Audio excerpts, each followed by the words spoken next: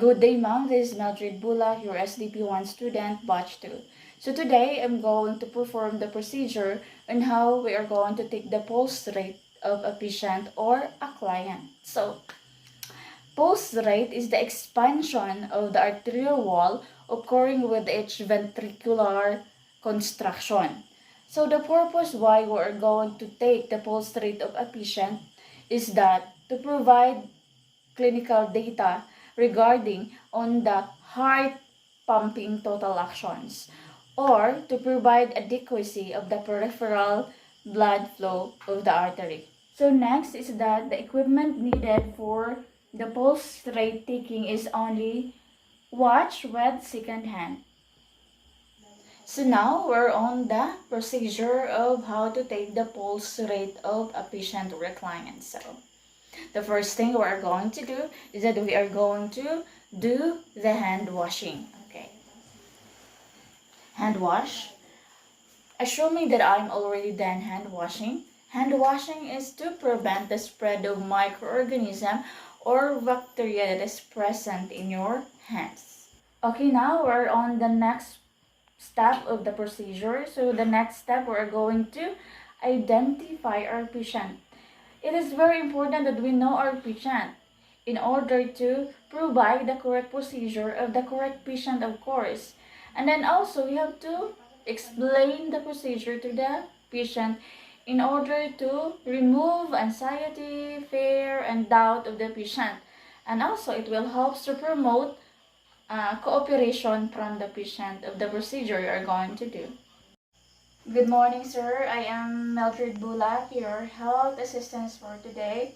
So today, sir, I just am going to ask you, are you Mr. John Jason Inhada? Yes, ma'am. Okay, Mr. Inhada. So today, I'm going to perform the pulse rate taking of you. Is that okay to you? Yes, ma'am. Thank you, Mr. Inhada.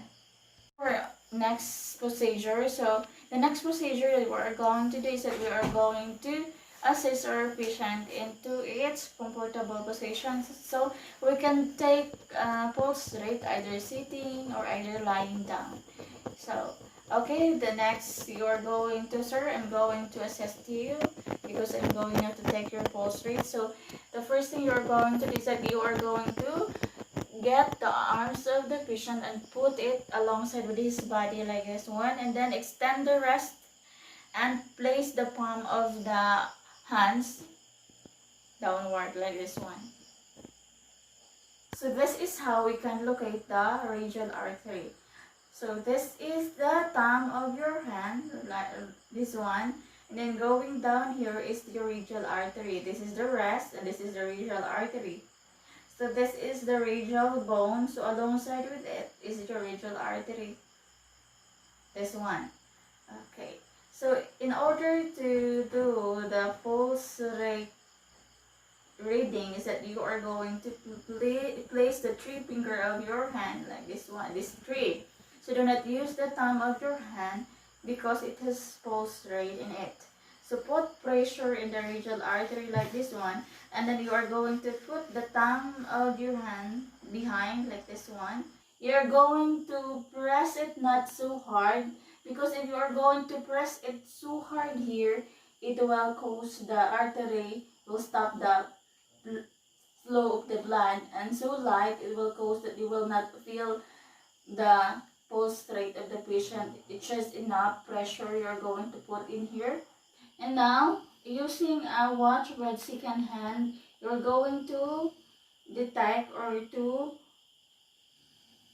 count the pulsation of the patient in 1 full minute. So this is important that we are going to have sufficient time so that we could detect the abnormalities of, if there is irregularities of abnormalities of the pulsation rate of the patient. Pulse rate of the patient is irregular, so you have the time that you are going to this, you are going to repeat again the procedure of pulse rate taking in order to determine the accurate pulse rate, the rhythm, the quality, and the rate of the pulsation rate of the patient. It is very necessary to repeat the procedure in order to provide the accurate pulse rate of the patient.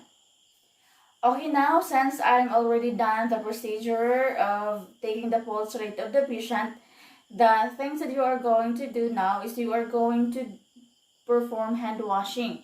So, okay, hand washing, and then assuming that I'm already done hand washing, it is very important to wash our hands after doing the procedure in order to prevent transfer of microorganisms or bacteria in our hands.